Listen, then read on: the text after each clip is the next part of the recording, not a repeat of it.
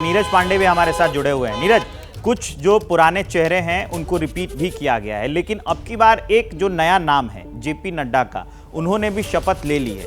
तो एक सवाल ये बनता है, अंदर की खबर आपके पास रहती है, इसलिए मैं ये आपसे पूछ रहा हूं कि जेपी नड्डा के पास कौन सा मंत्रालय जाएगा, और अगर कोई बड़ा मंत्रालय जाएगा तो वो किसको रिप्लेस करेंगे, उनको क्या मिलेगा जिनको वो रिप्लेस करेंगे?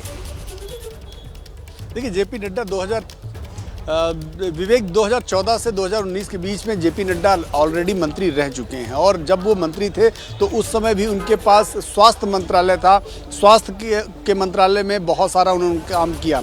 आपको बता दूं कि आयुष्मान जो योजना लॉन्च हुई तो उस समय स्वास्थ्य मंत्री जेपी नड्डा ही थे, और उनके समय पे ही ये चीज़ें लॉन्च हुई और पाइपलाइन में आई। तो बहुत सारा उनका अनुभव स्वास्थ्य मंत्रालय में रहा है। तो हो सकता है कि एक बार फिर से जेपी नड्डा को स्वास्थ्य मंत्रालय जैसा भारी भरकम काम उनको सौंपा जा सकता है। तो मनसुख मांडविया, बात और भी कलर की, तो बहुत सारे जो आपने कहा, मनसुख मांडविया के पास दो बड़े मंत्रालय थे। एक ऑलरेडी उनके पास केमिकल एंड फर्टिलाइजर था, उसके अलावा स्वास्थ्य मंत्रालय था। तो केमिकल एंड फर्टिलाइजर अपने आप में मंत्रालय है। आपको याद हो कि 2014 में जब नरेंद्र मोदी सरकार बनी थी पहली बार, तो उस समय chemical and fertiliser heavy weight minister Anant Kumar को दिया गया था। तो ये अपने आप में बताता है कि जो इस बार की जो कैबिनेट है, आप देखेंगे विवेक, बहुत ही संतुलित और बहुत ही हैवी वेट है, क्योंकि सीनियर लीडर्स, सभी बड़े सीनियर लीडर्स को आप देखें कैबिनेट की उन्होंने शपथ दी। शिवराज सिंह चौहान, जेपी नड्डा, अमित शाह, राजनाथ सिंह, मतलब ये जो नाम है अपने आप में भारतीय जनता पार्टी के स्टालवर्ट है।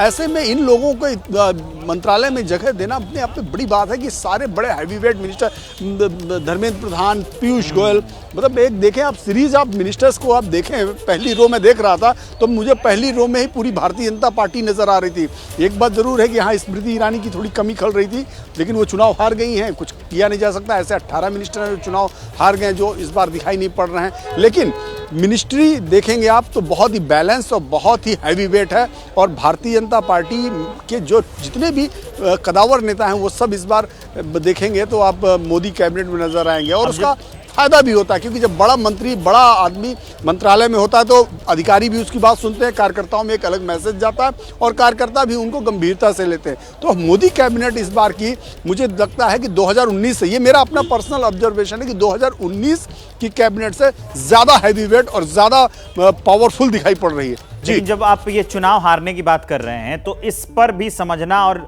डिस्कस करना बहुत ज़रूरी है। रवनीत बिट्टू चुनाव हार गए, लेकिन वो जो हैं उनको राज्य मंत्री बनाया जा रहा है।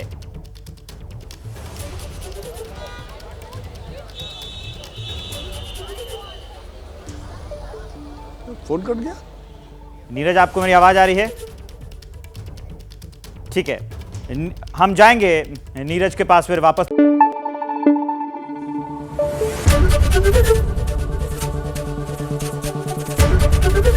एबीपी न्यूज आपको रखे आगे।